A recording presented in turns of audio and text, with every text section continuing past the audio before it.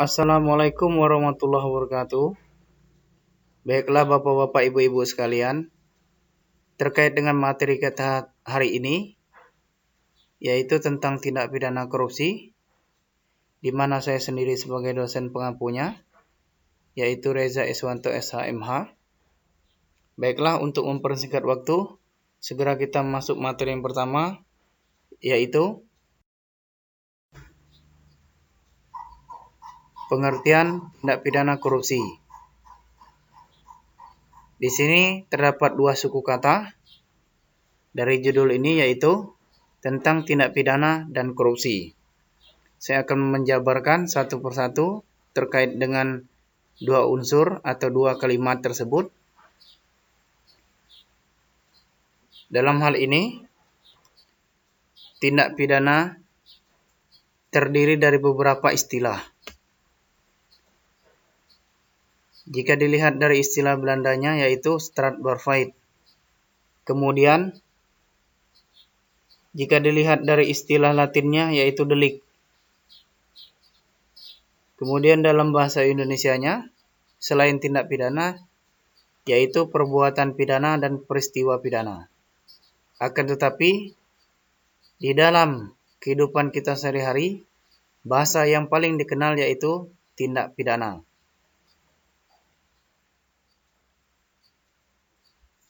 Baiklah, untuk saat ini saya akan membahas terlebih dahulu terkait dengan pengertian tindak pidana itu sendiri. Barulah nanti kita membahas tentang pengertian korupsi. Adapun pengertian tindak pidana yang diistilahkan oleh Simon yaitu strafbaarheid adalah tindakan melanggar hukum yang telah dilakukan dengan sengaja ataupun tidak dengan sengaja oleh seseorang yang dapat dipertanggungjawabkan atas tindakannya dan oleh undang-undang telah dinyatakan sebagai tindakan yang dapat dihukum. Jadi saya ambil intinya dari pendapat Simon, yaitu di sini ada unsur kesengajaan dan tidak kesengajaan. Kemudian dari unsur itu orang tersebut harus dapat dipertanggungjawabkan. Selain itu juga unsur-unsur tersebut harus terdapat di dalam undang-undang, sehingga orang tersebut atas perbuatannya dapat dijatuhkan hukuman. Kemudian pengertian dari perbuatan pidana selain tindak pidana itu sendiri, yaitu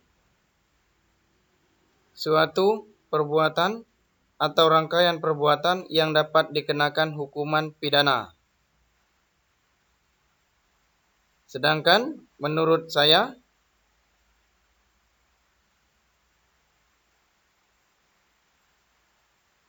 tindak pidana adalah suatu perbuatan yang dapat dilakukan oleh seseorang atau beberapa orang, baik disengaja maupun tidak disengaja, sehingga atas perbuatan tersebut mereka harus mempertanggungjawabkan dengan dijatuhkan hukuman pidana atau sanksi pidana sesuai dengan aturan hukum yang berlaku.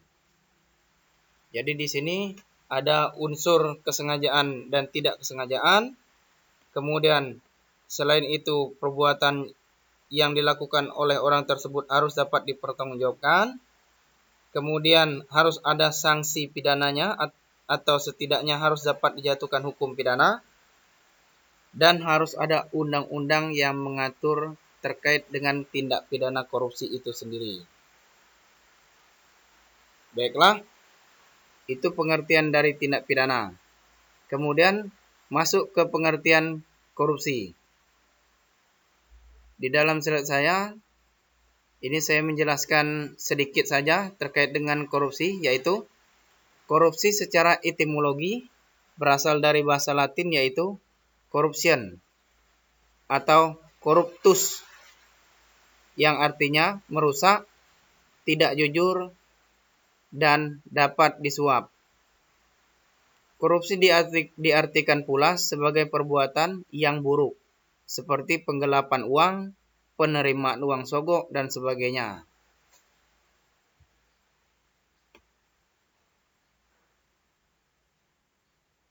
Kemudian, jika kita lihat secara harfiah, korupsi merupakan suatu yang busuk, jahat, dan merusak.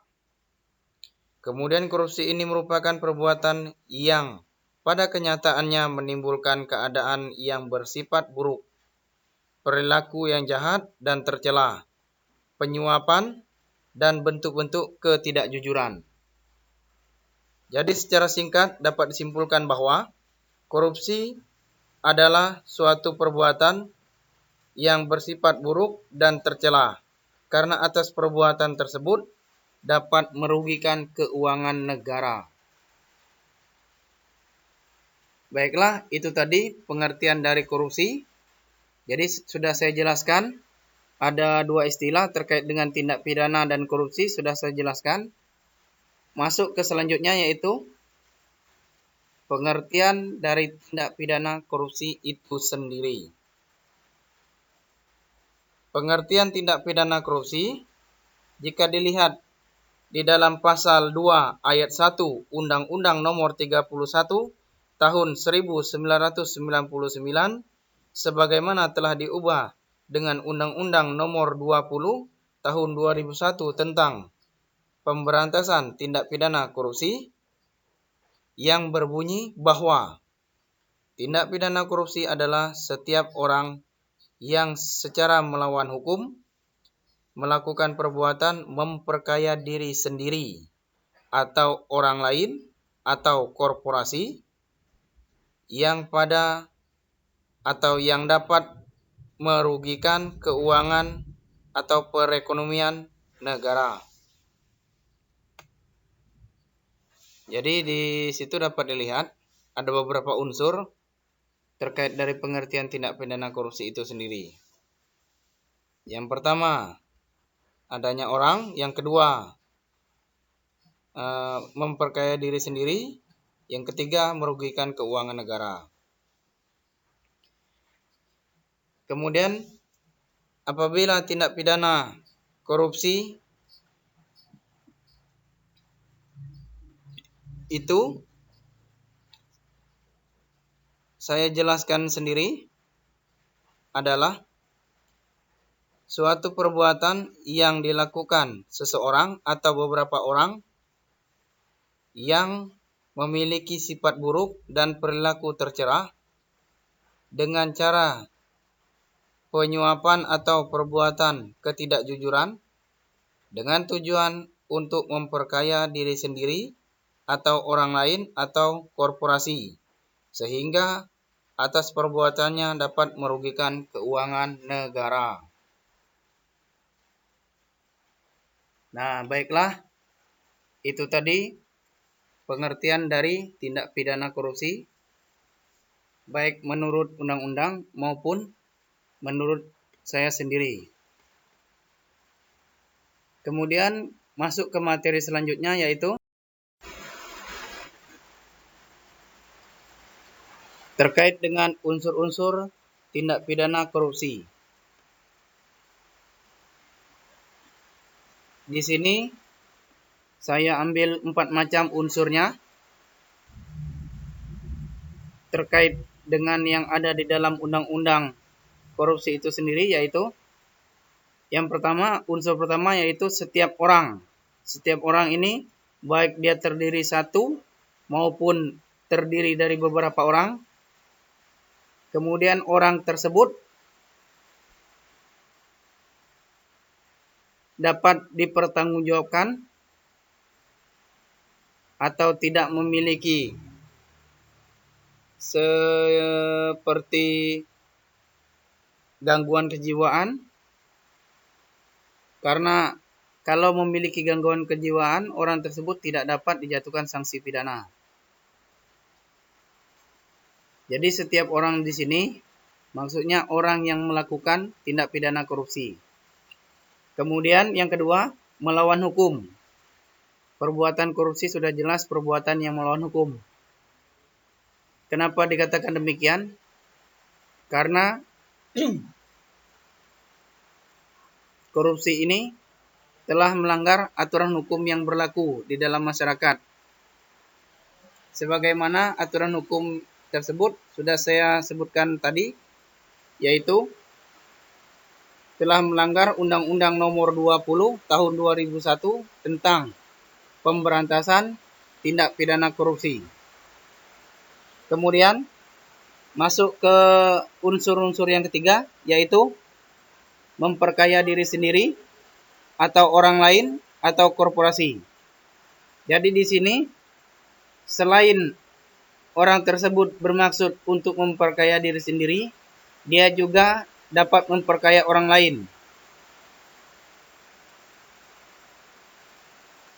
Kalau dia untuk memperkaya orang lain, berarti dia bukan termasuk dalam pelaku utama, atau dapat kita sebut dengan pelaku pembantu. Kemudian masuk unsur yang keempat, yaitu merugikan keuangan negara. Jelas, kalau korupsi ini terjadi, maka keuangan negara akan merosot. Karena yang tadinya dana-dana negara tersebut diperuntukkan untuk membangun infrastruktur di negara itu, akan tetapi disalahgunakan oleh seseorang atau beberapa orang lain, maka terjadi penghambatan dalam pembangunan di suatu negara tersebut. Baiklah, saya rasa cukup sekian penjelasan dari saya terkait dengan pengertian tindak pidana korupsi dan unsur-unsur tindak pidana korupsi.